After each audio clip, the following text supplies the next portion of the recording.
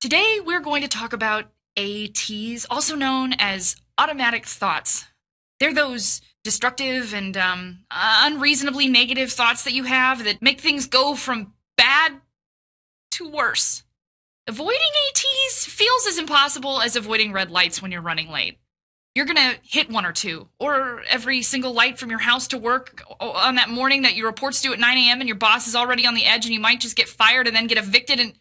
See? Automatic thoughts can pop up and escalate as easy as that.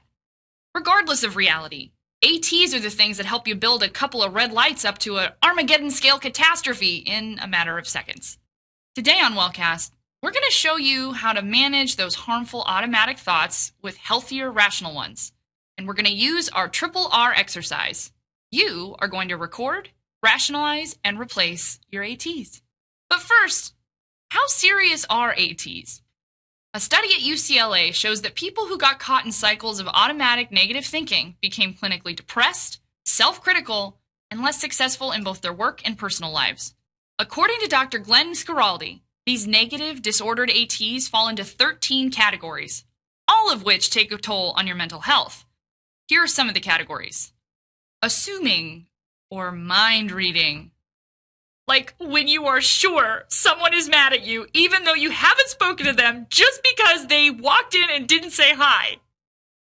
Shoulds, musts, and oughts. Those are the insane demands that we make upon ourselves in our quest to be impossibly perfect. The fairy tale fantasy. Where we demand an ideal for our life and decide that anything less than that ideal just isn't fair. Overgeneralizing. Nobody likes me. I always ruin everything. And finally, catastrophizing. When you take A little problem and turn it into a big, terrible, life-changing event. How do we stop ATs? Good question. And the shorter answer is we don't. But by being conscious of the fact that we're having them and working to replace them with rational thoughts, we can keep them from endangering our mental health. And that is today's exercise. All right, everybody, take out your Wellcast journal. It's time to learn the 3 R's. Step 1, record an upsetting event. When something upsetting happens during the day, describe it in your Wellcast journal and record it in excruciating, painful detail. For example, Today I found out that I got a C on my midterm. Step 2, rationalize. Now it's time to think about the automatic thoughts associated with the event. Pause and print this chart. In column 1, write down each AT you had about the upsetting event. For example, I am never going to graduate. in the second column, try and label each distortion. Some ATs might be rational, but most won't be. They'll most often fall into one of the categories we discussed. I am never going to graduate. Falls into the category of catastrophizing. Step 3, replace. In the third column, respond to each distorted AT. Talk back. Get those negative thoughts off your chest. And if it's hard to do that, try to imagine what you'd say to a friend who is struggling with their own AT and say it to yourself.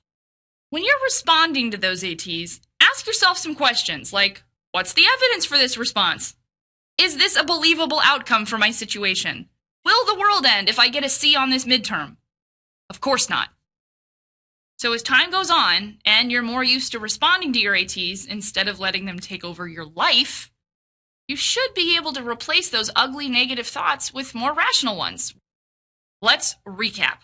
To keep your automatic thoughts from ruining your mood and running rampant, you're going to record upsetting events, rationalize them by addressing each irrational thought, and replacing the irrational automatic thought with a rational one. The world is not going to end. Tweet us at WatchWellcast, email us at watchwellcast@gmail.com, or leave a comment down below. We'll see you next time.